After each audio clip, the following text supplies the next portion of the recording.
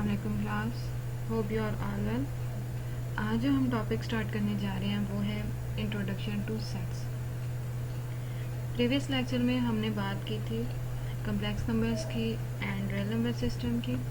सो आज हम देखते हैं कि सेट हमारे पास क्या होते हैं। आपके जहन में यकीनन आ रहा होगा कि सेट क्या है। लाइक सेट हमारे पास दो प्लेटों का सेट भी हो सकता है, दो ग्लासेस का सेट भी हो सकता है, लाइक कोई कोई किसी भी किस्म का सेट हो सकता है। सो अगर हम मैथ के लिहाज से इसकी डेफिनेशन देखें तो वो क्या कहता है, a well defined collection of distinct object is called a set. कि सेट हमारे पास वो होगा कि किसी भी ऑब्जेक्ट का जो वेल डिफाइंड जो कलेक्शन होगी किसी भी ऑब्जेक्ट की, उसको हम क्या कहेंगे, सेट कहेंगे। वेल डिफाइंड यानी कि जिसको हम डिफाइंड कर सकें।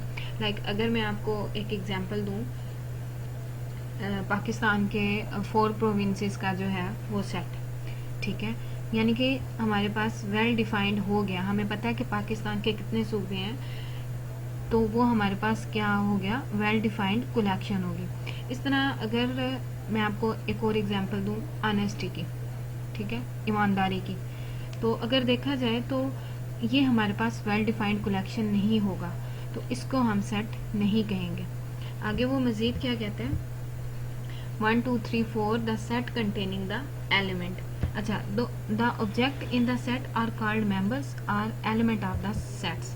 ये जो हमारे पास सेट के अंदर मौजूद है, इनको या क्या हम कहेंगे, या हम इनको मेंबर कहेंगे या हम इनको कहेंगे element of the sets. Sets are denoted by capital letters like A B C etc. And elements of the set are denoted by small letters.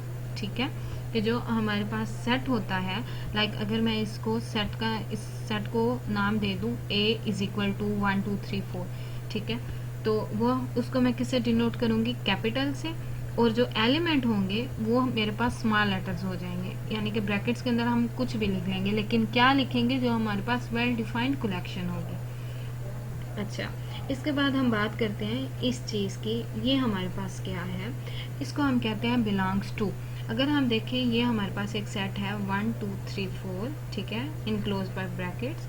अब 3 जो है ये मेरे पास इस सेट में मौजूद है, तो मैं क्या कहूँगी, 3 बिलोंग्स टू इस 1 2 3 4 के जो 3 है वो इस सेट से बिलोंग कर रहा है। अगर यहाँ पे मेरे पास आ जाता 5 6 कुछ भी आ जाता, तो इट्स मीन, अब अगर मैं देखूं कि यहाँ इस सेट में मेरे पास तो 5 है ही नहीं, तो इसका मतलब ये है कि 5 मेरे पास इस सेट से बिलोंग नहीं करेगा। सो ये वो वाला सिंबल है बिलोंग्स टू और नॉट बिलोंग्स टू। क्लियर।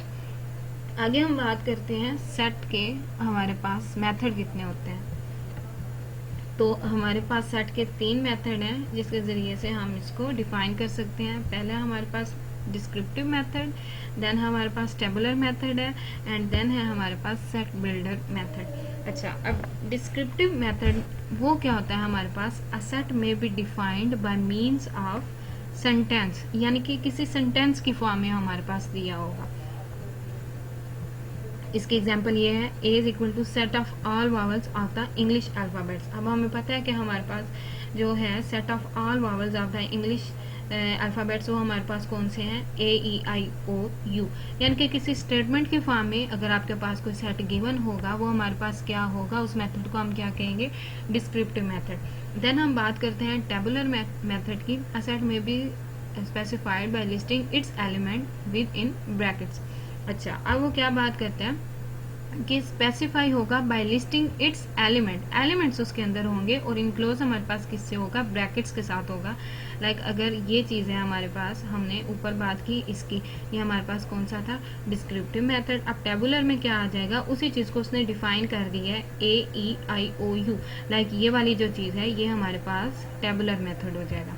इसी तरह हमारे पास थर्ड वन आ जाएगा set builder method. We take a variable x to denote any number of the set and mention the property which is to be possessed by the set. अब इस form में जो होगा, ठीक है, उसको हम क्या कहेंगे, सेट बिल्डर मेथड। इसको हम कैसे पढ़ेंगे, ये हमारे पास वो क्या कहता है डेफिनेशन में, we take a variable x to denote any number of the set.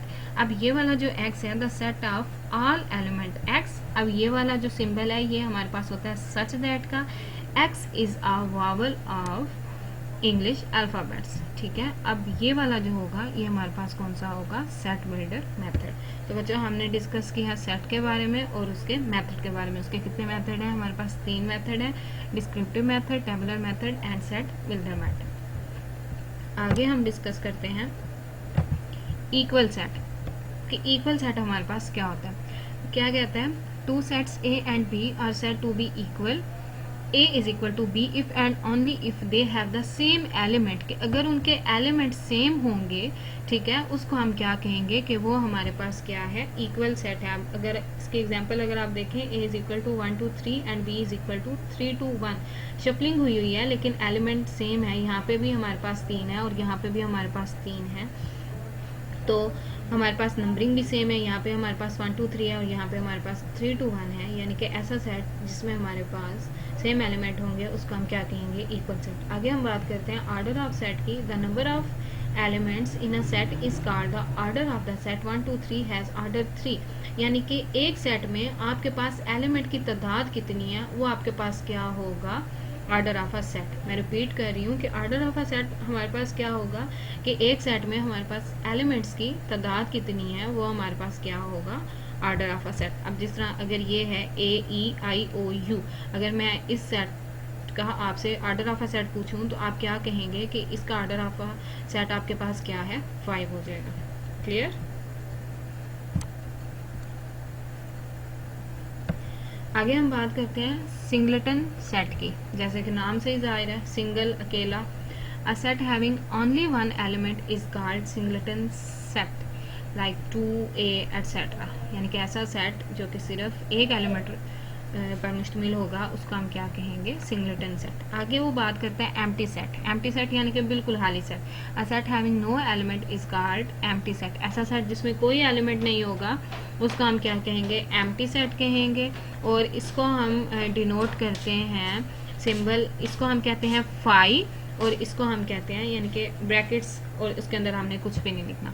आगे हमारे पास हम डिस्कस करते हैं फाइनाइट सेट। फाइनाइट सेट हमारे पास क्या होता है, अ set having finite number of element, यानी कि ऐसा सेट जिसमें आपके पास फाइनाइट नंबर दिए गए। फाइनाइट मतलब महदूद नंबर दिए गए हों, जिनके एक हद मुकर्रर हो, लिमिट एक मुकर्रर हो, वो हमारे पास क्या होगा, फाइनाइट सेट। और इनफाइनाइट सेट जो लामहदूद हो।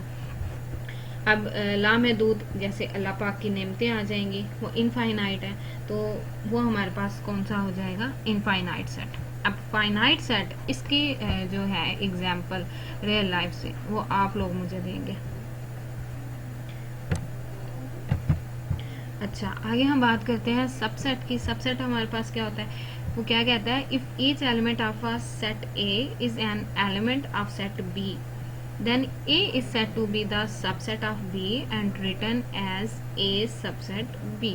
अच्छा, सबसे पहले तो हम इसके सिंबल की बात करते हैं। ये इसका सिंबल है। अब वो कहता क्या है, सबसेट हमारे पास क्या होता है। अब एग्जाम्पल से आपको मैं समझाती हूँ। एक सेट है हमारे पास A और दूसरा सेट है हमारे पास B। अब इसमें हमारे पास 1 और 2 एलिमेंट है, इसमें हमारे पास 1 2 3 एलिमेंट है, ठीक है।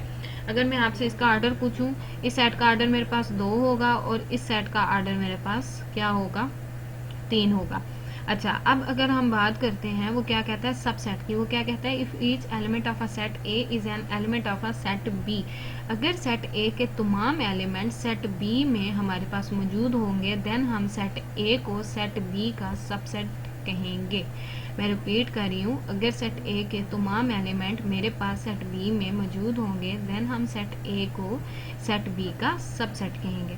अब अगर ये है A is equal to 1 2 and B is equal to 5, तो ये हमारे पास सबसेट नहीं होगा। क्लियर।